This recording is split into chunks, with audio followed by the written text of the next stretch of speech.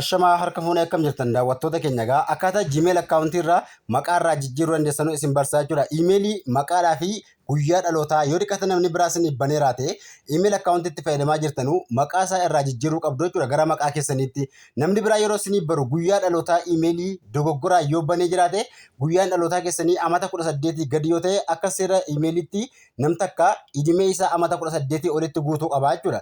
Kanaafuu kana dogoggora yoo awwala banamee jiraate maqaa iimeelii guyyaa dhalootaa ka iimeelii ittiin baname ka dogoggoraan baname yoo jiraate yookaan namni biraa isin banee haala kamiin akka sirreessuu dandeessan irra isin agarsiisa. Namoonni haaraa taatan chaanaalii kana sabiskiraayib gochuu hin dagatinaa. Chaanaalii yuutuubii kana sabiskiraayib bakkee tuqaatuudhaan ol keetti gubbaa kaa'uu hin dagatinaa. Viidiyoo bakkee seenuudhaan viidiyoo barnootaa hedduu jala jira.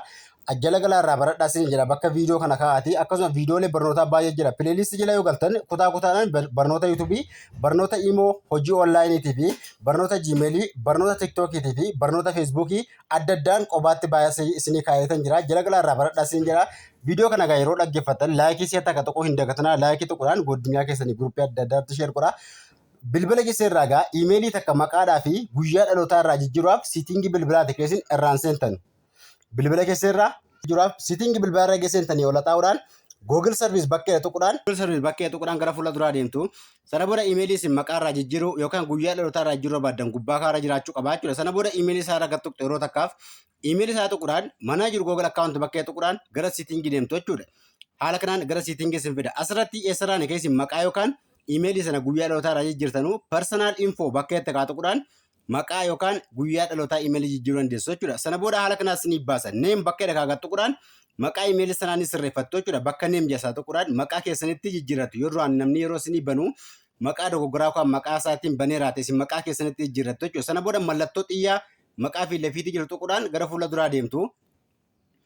Asirratti haala kanaas isin fidaa jechuudha. Yeroo achi agartuu ta'an awwaala irratti maqaa keessan barreeffattu. Yoo duraan maqaan nama biraa sira barraa'ee jiraate jechuudha. Maqaa keessan barreeffachuudhaan isa awwaalaa irratti jechuudha maqaa keessan barreeffattu.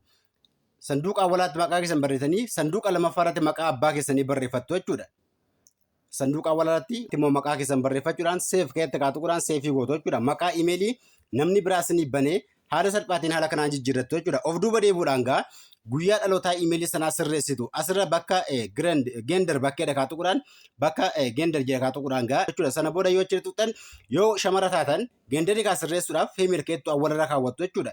Yoo shamara taatan akkasuma yoo warra dhiiraa taatan immoo meel keetti gubbaa kaa'uu dandeessu jechuudha. Guyyaa warri shamaraa feemilii warra dhiiraa meel bakkeetti kaa'uudhaan of duuba deebitu jechuudha. Sana booda haala kanaan duuba deebi'uudhaan inni sadeessaa isin agarsiisu irraa olee kana ol xaa'uudhaan birasdee bakkeedha kana tuquudhaan guyyaa dhalootaa sirreeffattu jechuudha. Birasdee bakkeedha tuquudhaan guyyaa dhalootaa sirreeffattu jechuudha. Sana booda eega sammaa guuttanii bakka birasdee yeroo isin tuqxan haala kanaas ni baasa. Mallattoo xiyyaa asirratti birasdee fi lafiitii jiru tuquudhaan gara fuula duraa deemtu. Sana booda haala kanaas ni fida. Ji'a keessa dhalattan yookaan guyyaa dhalattan ni guutu asirratti guyyaa dhalattan. Inni lammaffaan ji'a keessa dhalattan yoo yaadattan. Inni lammaffaan jechuudha. Inni kun bara dhalootaa keessaniiti. Barri isin dhalattan amata 18 ol akka ta'utti amanni kan keessan amata 18 ol akka ta'utti amata isin guutuu qabda asirratti akka inni amanni keessan amata 18 ol ta'uu qabutti guutuu qabdu jechuudha. 1990 wayi guyyaa dhalootaa keessanii yoo beektan guyyuma dhalootaa keessanii guutuu jechuudha. Garuu kan isin guutuu qabdan akka hammaatti amanni kan keessan 18 ol ta'uu qaba jechuudha.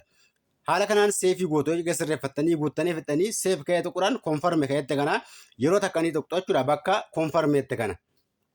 Sana booda konfarmii eega gootanii guyyaan dhalootaa keessanii sirriitti guutamee jira jechuudha. Of duuba deebitu jechuudha. Kanaaf iimeelii akka seera iimeeliittis seera isaa yookaan seera isaa guuttanii jirtu jechuudha. Kanaafuu of duuba deebi'uudhaan haala salphaatiin haala ammas agarsiise kanaan guyyaa isaatii fi guyyaa dhalootaa iimeelii keessanii karaa sirrii ta'een haala ammas agarsiiseen sirreeffachuu dandeessu isiniin jedha. Haala kanaan sirreeffadhaa itti fayyadama.